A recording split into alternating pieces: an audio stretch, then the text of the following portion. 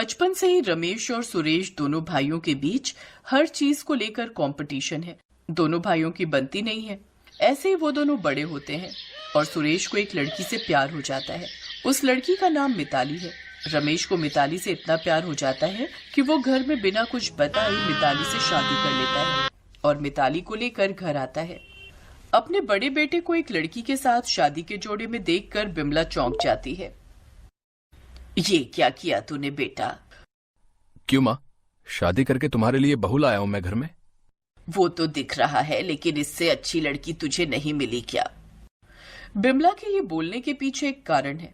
मिताली दिखने में तो सुंदर है, लेकिन उसमें एक कमी है। उसके दोनों पैर उसके शरीर से बहुत छोटे हैं, इसीलिए पहली नजर में वो बौनी लगती है। ये तो बौनी बहू है बेटा। ये सुनकर मिताली कहती है, नहीं माँ जी, मैं बौनी नहीं हूँ, मेरे पैर बस शरीर के मुकाबले थोड़े छोटे हैं। तभी वहां सुरेश आ गया और रमेश का मजाक उड़ाने लगा। थोड़े छोटे नहीं है भाभी, बहुत छोटे हैं। सुरेश, मिताली मेरी पत्नी है, उसे लेकर मजाक मत कर। क्यों ना करो भैया, आपने तो फैमिली की नाक ही कटवा दी। अब देखना मैं किस लड़की से शादी करता हूँ। बिमला ने कुछ नहीं कहा, वो बोल भी क्या सकती थी। मिताली घर के अंदर आई और आते ही घर के कामों में बिमला का हाथ बटाने लगी। माँ जी, मुझे बताइए ना, मैं सब कुछ करती हूँ, आप आराम कीजिए। नहीं बहू, तुम अभी अभी आई हो तो क्या हुआ, मैं आज खाना बनाती हूँ। सुरेश ने मजाक उड़ाना बंद नहीं किया और रमेश के साथ उसका झगड़ा हो गया। उसी रात से सुरेश सोचने लगा, अब मुझे भी शादी कर लेनी चाहिए। मुझे ऐसी बीवी चाहिए जो भाभी को टक्कर दे सके। सुरेश अगले दिन काम पर चला गया और उसी दिन उसकी फैक्ट्री में एक नई लड़की आई। उस लड़की के पैर बहुत लंबे थे और इसीलिए उसे ये नौकरी मिली थी। उसका नाम मानसी था। मानसी सभी आदमियों से ज्यादा लंबी थी। उसे देखते ही सुरेश ने सोचा, अरे यार, मुझे इसी लड़की से शादी करनी है। इसके पैर कितने लंबे हैं। भाभी तो इसके सामने चींटी के बराबर है। सुरेश ने दूसरे ही दिन मानसी से अपने दिल की बात कह दी। मानसी भी राजी हो गई। लंबे पैरों की वजह से उसकी शादी नहीं हो रही थी, इसीलिए उसे पेट चलाने के लिए ये नौकरी करनी पड़ रही थी। वो एक ही सेकंड में शादी के लिए मान गई और उसी दिन सुरेश ने उससे शादी कर ली। घर के बाहर आकर वो दरवाजे पर दस्तक देने लगा और मन ही मन सोचने लगा, अरे रहने दो, प्रणाम करने की कोई जरूरत नहीं है। मेरी एक बहू के पैर छोटे हैं और एक बहू के लंबे, अच्छे नमूने हैं सब के सब। बिमला को कुछ समझ में नहीं आ रहा था। बहुओं को लेकर उसके कुछ सपने थे, लेकिन उसकी दोनों बहुओं में से एक भी नॉर्मल नहीं है। उधर सुरेश बहुत खुश होने लगा। वो रमेश से कहने लगा, क्यों भैया, कैसी लगी मेरी चाल? अब मेरी बीवी के सामने आपकी बीवी तो चींटी लग रही है। अरे चुप रह, मेरी बीवी फिर भी ठीक है, तेरी बीवी तो जिराफ लग रही है, जिराफ। उधर दो भाइयों की लड़ाई देखकर दोनों बहुएं भी एक दूसरे से लड़ने लगी। ए चींटी की बच्ची, चल काम कर, नहीं तो अपने लंबे पैरों से एक लात मारूंगी। क्या तू लात मारेगी मुझे? जिराफ की बच्ची कहेंगी। शैतान की तरह लंबे पैर हैं तेरे, और तेरे पैर तो चींटियों से भी छोटे हैं। तुझे तो किसी चिड़ियाघर में होना चाहिए, और तुझे तो जंगल में होना चाहिए। जंगल में तू इंसानों के बीच रहने के लायक नहीं है। इसी तरह घर में शब्दों की बारिश चलने लगी और इससे बिमला परेशान हो गई। यहाँ तो जैसे सर्कस लग गया है। पहले मेरे दोनों बेटे आपस में लड़ते थे, अब दोनों बहुएं भी लड़ने लगी हैं, एक लंबे पैर वाली और एक छोटे पैर वाली। हे भगवान, मैं कहाँ जाऊं? मुझे ऐसी बहुएं नहीं चाहिए। बिमला ने चिल्लाकर ये बात कही। ये सुनते ही सभी चुप हो गए। ये क्या कह रही हो माँ? मैं मिताली से प्यार करता हूँ। हाँ, मैं भी मानसी से प्यार करता हूँ। प्यार गया भाड़ में। मुझे इस घर में नमूने नहीं चाहिए। ये मेरा घर है। अगर ऐसी ही बीवी चाहिए तो तुम दोनों इस घर से निकल जाओ, नहीं तो इन्हें इनके मायके रख कर आओ। बिमला ने ये कह दिया और अपने कमरे में चली गई। बिमला गुस्से में जो कहती थी, बाकी लोगों को वही करना पड़ता था, नहीं तो घर में कलेश हो जाता था। ये बात रमेश और सुरेश को अच्छी तरह से पता थी, इसीलिए वो डर गए। मानसी और मिताली अगली सुबह मायके जाने के लिए रात को ही बैग पैक करने लगी, लेकिन रात को ही जोरदार तूफान आ गया। बिमला का घर बहुत पुराना था। तूफान की वजह से घर का एक हिस्सा टूट गया। अगली सुबह बिमला सर पर हाथ रख कर बैठ गई। ये घर मेरे पति की आखिरी निशानी है, अब ये भी टूट गया, अब क्या होगा? तभी बिमला की दोनों बहुएं आई और कहा, चिंता मत कीजिए माँ जी, हम दोनों ठीक कर देंगे सब कुछ। लेकिन कैसे? इस घर का दूसरा माला कैसे ठीक होगा?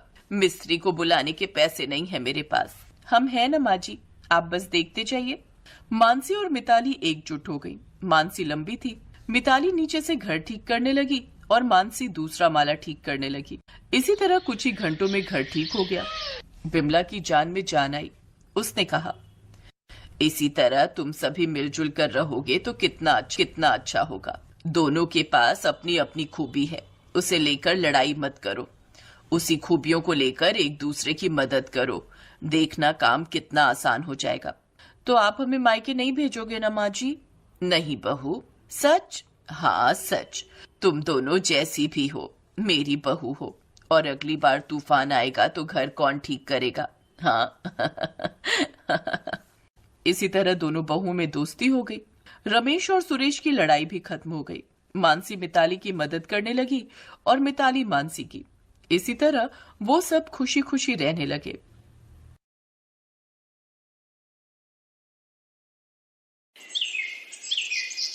सोनिया की ननद पारुल के हाथ हद से ज्यादा लंबे थे, इसीलिए वो कहीं भी आने जाने से डरती थी और हमेशा एक शॉल ओढ़े रहती थी जिसमें उसके हाथ छुपे रहते थे। सोनिया की नई नई शादी हुई थी। जब उसने शादी के बाद ये सब देखा तो उसका मन बहुत दुखी हुआ। पारुल, देखो मैंने आज खीर बनाई है, खाकर तो बताओ कैसी है। माँ जी ने मुझे कहा कि शादी के बाद मैं पहली रसोई में खीर बनाऊं, तो तुम्हारे लिए भी ले आई। नहीं भाभी, मुझे नहीं खानी, अभी थोड़ी देर बाद खा लूंगी। अच्छा कोई बात नहीं, ठीक है, मैं यहाँ रख जाती हूँ, तुम खा लेना। ये पारुल ने अपने हाथ क्यों छुपा रखे? पारुल, तुम्हारे हाथ में कोई चोट लगी है? तुम अपने हाथों को क्यों छुपा रही हो? शादी के समय भी तुमने शॉल ढकी हुई थी। अब नहीं नहीं, चोट कोई नहीं लगी। अभी आप जाओ भाभी, मुझे बहुत सारे काम है, मुझे पढ़ाई करनी है। ठीक है, मैं जाती हूँ। सोनिया उदास मन से कमरे से बाहर आ जाती है, पर अब सोनिया घर में रह रही थी तो सारी बात पता चली जानी थी। एक दिन जब सोनिया बाजार से लौट रही थी तब पड़ोस की औरतों ने उसे रोक दिया। अरे बहू, कैसी हो? मैं ठीक हूँ आंटी जी। और अपनी ननद से मिली? उसे देखकर डरी तो नहीं? मैं कुछ समझी नहीं आंटी जी। मेरा मतलब है अपनी ननद के लंबे हाथों को देखकर तुम घबरा तो नहीं गई? वैसे तो पूरा मोहल्ला ही उससे डरता है, ना जाने अपने लंबे हाथों से कब किसकी गर्दन दबा दे। तुम बचकर रहना, देखने में बहुत अजीब सी है वो।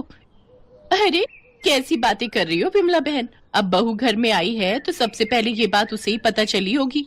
ये बात हम तुम क्या ही बता रहे, क्यों बहू? आंटी जी, मुझे घर पर जरूरी काम है, मैं चलती हूँ। पड़ोसियों की बातें सुनकर सोनिया थोड़ा घबरा जाती है और घर पहुंचकर उसे सारी सच्चाई पता चली जाती है। पारुल, रो नहीं, तुम्हारे साथ जो भी हुआ है ये सुनकर मैं बहुत दुखी हूँ। तुम्हारे साथ ये सब कैसे हुआ? तुम्हारे हाथ इतने लंबे क्यों हैं? भाभी, आज से 2 साल पहले मैं अपनी सहेलियों के साथ घूमने के लिए एक हिल स्टेशन पर गई थी। जब हम वहां पर पहुंचे तो रात हो चुकी थी। हम लोगों ने एक होटल किराए पर ले लिया। अरे पारुल, अच्छा खासा होटल तो मिल रहा है, तुझे यहाँ क्या परेशानी दिखाई दे रही है? तुम ध्यान से देखो, यहाँ पर जितना भी स्टाफ है उनके हाथ इतने लंबे क्यों हैं? मुझे तो इनके हाथों को देखकर डर लग रहा है। अरे पागल, हो सकता है इनके हाथ ऑटोमेटिक लंबे हो, इन्हें कमरे तक जाना ही ना पड़ता हो, यहीं से हाथ को कमरे तक पहुंचा दिया। सही कह रही है रजनी, मुझे भी ऐसा ही लग रहा है। आप लोगों के कमरे की चाबी? हाँ दीजिए। चल यार, बहुत थक गए, अब जल्दी से कमरे में चलकर चेंज करते हैं, कल सुबह घूमने निकलेंगे। सोनिया भाभी, वो होटल बहुत अजीब था। वहां पर सारे स्टाफ मेंबर्स के हाथ बहुत ही लंबे थे। मुझे उन्हें देखकर बहुत अजीब लग रहा था, पर मेघा और रजनी को यह सब मजाक लगा। मुझे अच्छे से याद है जब मेघा और रजनी रिसेप्शन पर खड़ी लड़कियों के हाथ देखकर हंसी थी तो उन लड़कियों को गुस्सा आ रहा था। हम तीनों कमरे में पहुंचे तो एक लड़का हमारे कमरे में कुछ जूस लेकर आया। अरे भैया, आप सबके हाथ तो इतने लंबे हैं, आप कमरे तक क्यों आए? आप वहीं से हमें जूस दे देते। मेघा, ऐसे किसी पर नहीं हंसते हैं, धीरे बोलो, उसे अच्छा नहीं लगेगा। हाँ जी भैया, ये जूस हमने तो ऑर्डर नहीं किया था। मैडम, ये हमारे होटल का स्पेशल जूस है। हमारे यहाँ जितने भी लोग आते हैं हम सबसे पहले उन्हें अपने होटल का ये स्पेशल जूस ही देते हैं। अच्छा, क्या बात है, देखने में तो बहुत ही टेस्टी जूस लग रहा है। थैंक यू भैया, हम लोग पी लेंगे। उसके बाद हम लोगों ने वो जूस पी लिया। वो बिल्कुल नॉर्मल जूस था, जैसे सारे जूस होते हैं, पर अगले ही दिन मुझे अपने हाथों में कुछ फर्क दिखाई दिया। क्या हुआ पारुल, तू बार बार अपने हाथों की तरफ क्यों देख रही है? पता नहीं, तुम्हें अपने हाथ थोड़े लंबे नहीं दिखाई दे रहे? मुझे तो महसूस हो रहा है। अरे यार, हमने होटल में काम करने वाले सब लोगों के हाथ लंबे देखे हैं ना, इसीलिए तुझे वहम हो रहा है। अब चल जल्दी से बैग पैक कर, हमें घूमने के लिए निकलना है। बस भाभी, उसके बाद हम लोग वहां से निकल गए, पर धीरे धीरे मेरे हाथ बहुत लंबे होते चले गए। मैंने मेघा और रजनी से भी इस बारे में बात की भाभी, उन दोनों के भी हाथ बहुत लंबे हो गए। मुझे पूरा शक है कि उस होटल में जो हमने जूस पिया था ना, उसमें जरूर कुछ ऐसा मिला था जिससे हमारे हाथ लंबे हो गए। मेघा और रजनी के भी हाथ लंबे हैं भाभी, वो भी घर से बाहर नहीं निकलती। तो पारुल, तुम्हें उस होटल में पता करना चाहिए था, उस होटल के खिलाफ पुलिस को बताना चाहिए था। सोनिया बहू, बताते तो तब ना जब उस होटल में ऐसा कोई स्टाफ मिलता। उस होटल में लंबे हाथों वाला कोई स्टाफ नहीं था। बहू, पुलिस को किसी पर भी शक नहीं हुआ। ये कहानी बहुत घूमी हुई है, जिसकी वजह से मेरी बच्ची आज ये दुख झेल रही है। मुझे दाल में कुछ काला दिखाई दे रहा है। माँ जी, मुझे थोड़े दिन का टाइम दीजिए, मैं इस गुत्थी को जल्दी सुलझा लूंगी। मैं अपनी ननद को ऐसे दुख में जीते हुए नहीं देख सकती। सोनिया ने ठान लिया था कि वो सच्चाई तक जरूर पहुंचेगी, इसीलिए शादी के बाद वो हनीमून पर उसी हिल स्टेशन पर जाती है और वही होटल बुक करती है। सोनिया, तुम कैसे सच्चाई का पता लगाओगी? हम दोनों अकेले हैं और यहाँ बहुत रिस्क है। हमने पुलिस को भी खबर नहीं की है। चिंता मत करो अनिल, मैंने सब प्लान कर लिया है। मेरी इंस्पेक्टर साहब से बात हो गई है। मुझे जरा सा भी शक होगा तो वो यहाँ मौजूद रहेंगे। मैं तुम्हें सब समझाती हूँ। इंस्पेक्टर जोशी हमारे साथ वाले रूम में ही ठहरे। वो भी बहुत दिनों से इस गुत्थी को सुलझाने के लिए लगे हुए थे। फिर मेरी उनसे बात हुई, पापा उन्हें जानते थे, उन्हीं के साथ प्लान करके मैं यहाँ तक आई हूँ। पर जो स्टाफ पारुल को दिखाई दिया था, जिनके लंबे हाथ थे, वो स्टाफ अभी दिखाई नहीं दे रहा। गेट पर कोई है, मैं खोलता हूँ। अब हमारे होटल की तरफ से आप दोनों के लिए ये केक है। जब भी कोई नए कपल आते हैं तो उनको हमारे होटल की तरफ से ये केक दिया जाता है। अच्छा, अब बहुत बढ़िया,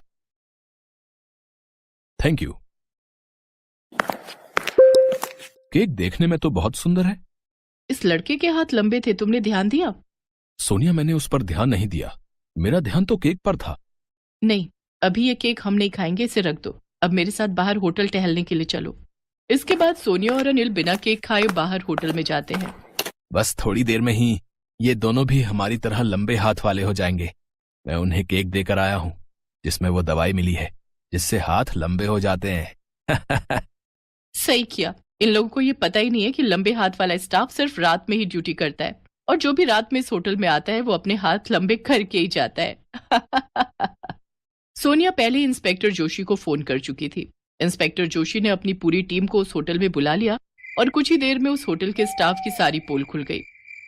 हमें माफ कर दीजिए, हमसे गलती हो गई। गलती हो गई? आज तुम्हारी वजह से मेरी अपनी ननद दुख से गुजर रही है। तुम लोगों ने ये गलत दवाई खिलाकर मेरी ननद और उसकी सहेलियों के हाथ लंबे कर दिए। तुम लोग ऐसा क्यों करते हो?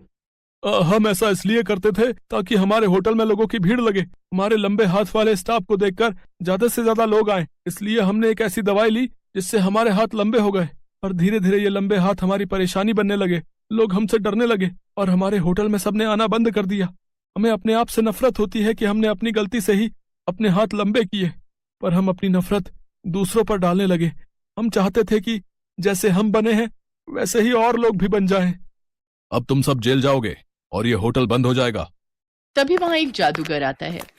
घबराइए नहीं मैडम, आपकी ननद के हाथ बिल्कुल ठीक हो जाएंगे। लंबे हाथ करने वाली दवाई अगर इनके पास है तो मेरे पास हाथों को छोटा करने वाली दवाई है। पर मैं ये दवाई इन सबको नहीं दूंगा क्योंकि इन्होंने गुनाह किया है। ये दवाई आप अपनी ननद को खिला दीजिएगा, उसके हाथ पहले जैसे हो जाएंगे। मैं भी इस होटल में इसी रहस्य को जानने के लिए आया था क्योंकि मेरी खुद की बहन के साथ ऐसा हादसा हो गया। पर मेरे पास तो ये दवाई थी, मैंने उसे ठीक कर दिया था। पर मैं चाहता था कि और लोगों के साथ ऐसा गलत ना हो और इनकी सच्चाई सबके सामने आ जाए। कुछ लोग ऐसे होते हैं जिनके खुद के साथ गलत होता है तो वो चाहते हैं कि दूसरों के साथ भी उनके जैसा ही गलत हो। Thank you sir, thank you so much. Hotel के स्टाफ को सजा हो जाती है और वो होटल हमेशा के लिए बंद हो जाता है। जादूगर की दी हुई दवाई से सोनिया की ननद के हाथ पहले जैसे ठीक हो जाते हैं। मेघा और रजनी को भी पारुल वो दवाई देती है। मेघा रजनी भी पहले जैसी ठीक हो जाती हैं। आज सोनिया के कारण उसकी ननद पारुल के हाथ बिल्कुल ठीक हो गए थे और उसके जीवन में खुशियां फिर से लौट आई थी। थैंक यू भाभी, थैंक यू सो मच, मेरी प्यारी ननद।